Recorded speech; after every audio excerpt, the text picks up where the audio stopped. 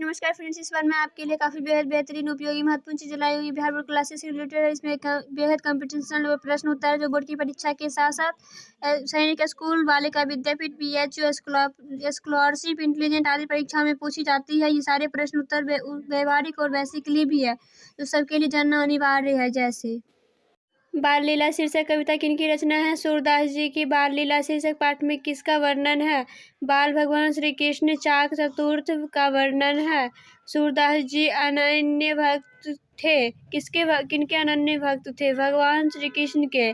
बाल्यावस्था में भगवान श्री कृष्ण क्या करते थे? अपने संगी साथियों के साथ खेलने जाते थे।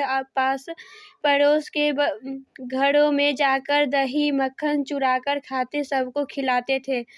श्री कृष्ण की शरारत की शिकायत लोग किनसे करते थे? माता यशोदा से। अपनी बचाव में भगवान माता को क्या तर्क देते? देखो मैया, मैं कितना छोटा हूँ, सवेरे होते ही तुम मुझे गाय चराने वृंदावन भेज देती है। मैं दिन भर जंगल में गैया पीछे पीछे भटकता रहता हूँ, शाम में घर वापस आता हूँ। मैया सीके देखो कितने ऊंचे पर होते हैं, सब मुझसे बैर करते हैं। श्री कृष्ण ग्वाल बाल के विषय में मैया से क्या कहे?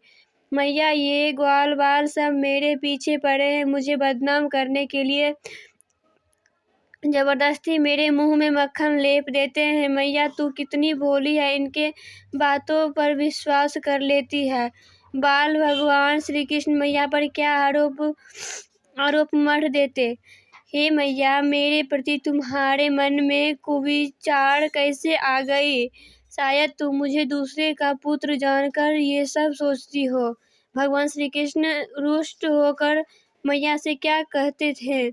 हे मैया, ये लो अपनी लाठी और कंबल, तुमने मुझे बहुत सताया है। बाल भगवान श्री कृष्ण की तुर्क सुन मैया ने क्या किया?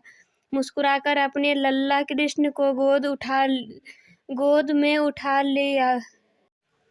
प्रस्तुत पाठ भीष्म की प्रतिज्ञा क्या है? एक एकांकी नाटक है। भीष्म की प्रतिज्ञा शीर्षक पाठ किनकी रचना है? बंशीधर श्रीवास्तव जी की। शांतनु कौन थे? हस्तिनापुर के सम्राट थे। भीष्म कौन थे? हस्तिनापुर के युवराज थे। दशराज कौन थे? निषादों के राजा थे। सत्यवती कौन थी? दशरथ की पुत्री थी। निषाद राज ने राजा को अपनी कन्या के विवाह के लिए क्या शर्त रखी? सत्यवती की संतान को ही राजगद्दी पर बैठाने की शर्त रखी। शांतनु और निषाद राज के शर्तों के बीच कौन आता था? गंगा शांतनु का पुत्र देवव्रत आता था। देवव्रत कौन थे? गंगा शांतनु का पुत्र देवव्रत था, जो वीरों में श्रेष्ठ, अस्त्र विद्या में पारंगत और प्रजाप्रिय थे। हस्तिनापुर सम्राट शांतनु के लिए क्या संभव नहीं था? अपने देवतुल्य पुत्र देवव्रत के साथ अन्याय करना संभव नहीं था। देवव्रत हस्तिनापुर की गद्दी पर नहीं बैठने की प्रतिज्ञा क्यों किया? देवव्रत एक महान पितृभक्त पुत्र थे। अपने पिता की प्रसन्नता के लिए गद्दी पर नहीं बैठने की प्रतिज्ञा किए। देवव्रत का नाम भीष्म क्यों पड़ा? आजीवन ब्रह्मचारी रहने की प्रतिज्ञा लेने के कारण। हस्तिनापुर को वर्तमान में क्या कहा जाता है? दिल्ली कहा जाता है। सरजू भैया शीर्षक कहानी किसकी रचना है? राम वृक्ष बेनीपुरी जी की। सरजू भैया कौन थे? अपने जमाने के एक संपन्न, एक महान सूदखोर पिता के पुत्र थे। सरजू भैया का शारीरिक बनावट कैसा था? रंग सांवला, बड़ी बड़ी दाढ़ें, बड़ी बड़ी बाहें, दुबले पतले चिपके गाल, धोती कुर्ता पहने, गमछा डाले भिखमंगे की तरह नजर आते थे। सरजू भैया को जिंदा दिली इंसान क्यों कहा जाता था? वे सदैव हंसते रहते थे, हंसमुखिया थे, इसलिए उन्हें जिंदा दिली इंसान कहा जाता था। पिता के समय सरजू भैया का जीवन कैसा था? बड़ा ही बेहतर था। अच्छी खेती बाड़ी, पैसों का भी लेन देन अच्छा था। बसमकान भी अति सुंदर था। अच्छी खासी सरजू भैया स्थिति को किसने बिगाड़ दिया?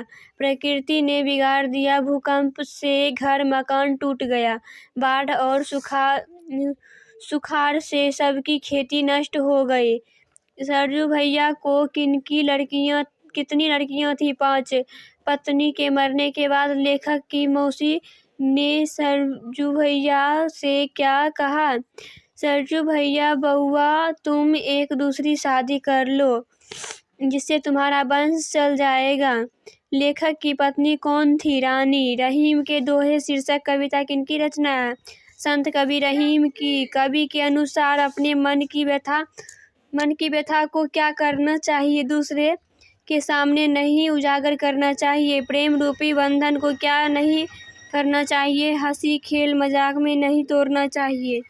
इससे सरल बेहतरीन प्रश्न उत्तर पाने के लिए हमारा नेक्स्ट वीडियो अवश्य देखें। लाइक सब्सक्राइब करना ना भूलें। थैंक्स।